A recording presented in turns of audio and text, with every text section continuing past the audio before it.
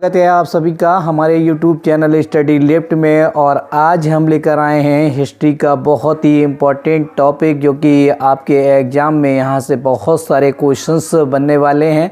तो देखिएगा, आज जो हमने टॉपिक चुना है वो है भारत में यूरोपीय कंपनियों का आगमन। तो देखिएगा, भारत में जिस तरीके से यूरोपीय कंपनियों ने अपने राज्य का स्थापित किया है उसके हिसाब से देखेंगे तो देखिएगा, भारत में जो यूरोपीय कंपनियों का आगमन हुआ, सबसे पहले यहीं से क्वेश्चंस बनता है, उनका सीक्वेंस पूछ लिया जाता है। तो आपको ध्यान रखना है, सबसे पहले भारत में पुर्तगाली आए हैं, उसके बाद डच आए, फिर अंग्रेज आए, उसके बाद डेनिश, फिर फ्रांसीसी आए। तो इस तरीके से इनका सीक्वेंस बन गया, पुर्तगाली, डच, अंग्रेज, डेनिश और फ्रांसीसी।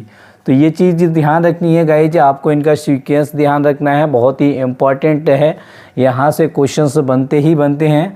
आप देखिएगा, आज का जो हमने टॉपिक लिया है वो एक तरीके से पुर्तगाली जो कंपनी की स्थापना हुई है और जिस तरीके से पुर्तगाली आए हैं, कौन, कब, कहाँ, किस तरीके से आए हैं, पूरा वीडियो उससे ही संबंधित है। तो बने रहिए वीडियो के आखिर तक और पूरी वीडियो को ज़रूर देखिएगा। तो यहाँ पर देखिएगा, पुर्तगालियों में क्या हुआ। सबसे पहले जो पहले समुद्री यात्री आए जिन्होंने भारत की खोज की, वास्को डी गामा। तो सबसे पहले सर्वप्रथम 17 मई 1498 को जलमार्ग से पुर्तगाली नाविक वास्को डी गामा भारत पहुँचे, जो कि गुजराती पथ प्रदर्शक अब्दुल मनीद की सहायता से कालीकट बंदरगाह पर आया। तो ध्यान रखना है, यहाँ से क्वेश्चंस बन सकता है। देखिएगा, यहाँ डेट से संबंधित क्वेश्चन बन सकता है, तो आपको ध्यान रखना है। वास्को डी गामा 17 मई 1498 को कहाँ पर पहुँचे? कालीकट पहुँचे बंदरगाह पर। इस तरीके से यहाँ से देखिएगा, बाद में उनका जो पथ प्रदर्शन किया वो अब्दुल मनीद ने किया। दूसरा इम्पोर्टेंट है, यहाँ पर देखिएगा, जब वास्को डी गामा भारत पहुँचे तो उनका स्वागत किसने किया? तो देखिएगा, गुजरात के उस समय शासक हुआ करते थे जमोरिन, जो कि हिंदू शासक थे। उन्होंने उस वास्को डी गामा का स्वागत किया। दूसरी चीज़ यहाँ पर देखिएगा, इम्पोर्टेंट क्या है, 1502 में वास्को डी गामा दोबारा आया और 1503 में पहली फैक्ट्री कोचीन में और 1505 में दूसरी फैक्ट्री कन्नूर में स्थापित की। तो यहाँ पर फैक्ट्री से संबंधित क्वेश्चंस आता है कि पहली फैक्ट्री पुर्तगालियों द्वारा पहली फैक्ट्री की स्थापना कहाँ पर हुई? तो पहली फैक्ट्री की स्थापना जो हुई वो ध्यान रखना है आपको, कोचीन में हुई और दूसरी फैक्ट्री की स्थापना कन्नूर में हुई। पहली फैक्ट्री की स्थापना कब हुई? 1503 में हुई और दूसरी फैक्ट्री की स्थापना जो हुई वो 1505 में हुई। और यहीं से एक क्वेश्चन और बन सकता है कि 1498 के बाद वास्को डी गामा दोबारा भारत कब आए? तो 1502 में वास्को डी गामा दोबारा भारत आए। तो इस तरीके से आपको ध्यान रखना है। उसके बाद देखते हैं भारत में पुर्तगाली वायसराय कहाँ से कहाँ तक आए। तो देखिएगा, पहले वायसराय थे फ्रांसिस्को डी अल्मीडा, जो कि 1505 से 1509 ईस्वी तक भारत के वायसराय रहे। और भारत का प्रथम पुर्तगाली वायसराय जो था यही था फ्रांसिस्को डी अल्मीडा। दूसरा, इनकी जो इम्पोर्टेंट नीति रही ब्लू वाटर पॉलिसी या शांत जल नीति, किससे संबंधित है या इसकी स्थापना किसने की? ये क्वेश्चंस बन सकता है। तो फ्रांसिस्को डी अल्मीडा ने की है, ये आपको ध्यान रखना है। उसके बाद 1508 में वो चोल के युद्ध में मुस्लिम नौसैनिक बेड़े, यहाँ पर ध्यान रखना है।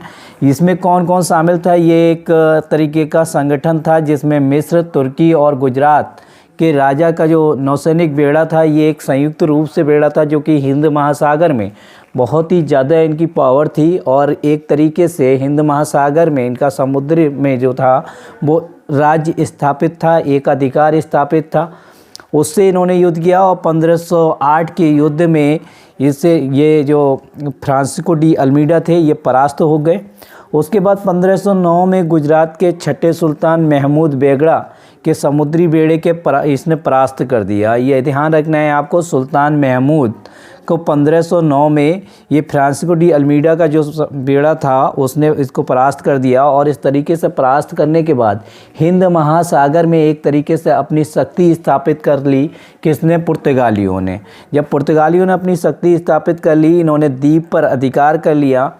जिससे कि पुर्तगाली हिंद महासागर में सबसे अधिक शक्तिशाली बन गए। अब वहाँ से जितना भी व्यापार होता था दक्षिण एशिया में, वो सारे का सारा इनके अंडर में था। जो भी समुद्री जहाज़ वहाँ से होकर निकलते थे उन्हें इनकी परमिशन लेनी पड़ती थी।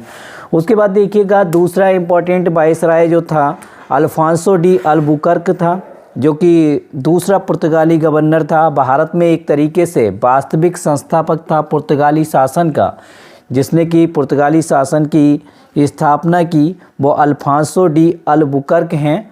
और इन्होंने देखिए क्या क्या काम किए हैं। 1510 में बीजापुर के शासक यूसुफ आदिल शाह से गोवा को जीत लिया। ये बहुत ही इम्पोर्टेंट फैक्ट था। गोवा को जीतने के बाद इनका एक तरीके से वहाँ पर राज्य स्थापित हो गया।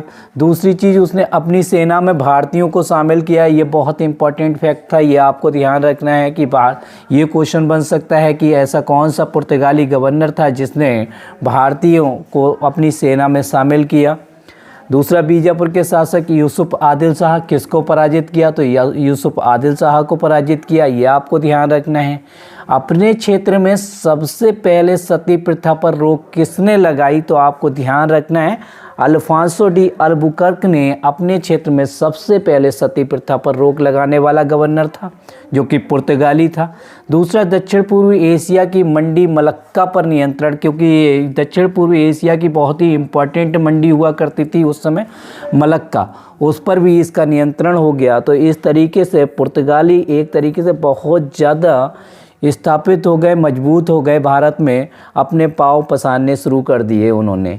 उसके बाद देखिएगा जो इम्पोर्टेंट वाइसराय है वो है नीनू डी काना, जो कि पुर्तगाली वाइसराय बहुत ही इम्पोर्टेंट हुए हैं। 1530 में पुर्तगाली कार्यालय कोचीन से गोवा स्थानांतरित कर दिया गया इनके द्वारा। दूसरा, सेंट टॉमी मद्रास और हुगली बंगाल में नई बस्तियां बनाई गईं। गुजरात के शासक बहादुर शाह की धोखे से हत्या कर दी, किसने कर दी, ये पूछा जा सकता है कि गुजरात के शासक बहादुर शाह की धोखे से हत्या किसने की, तो आपको ध्यान रखना है नीनू डी काना ने की।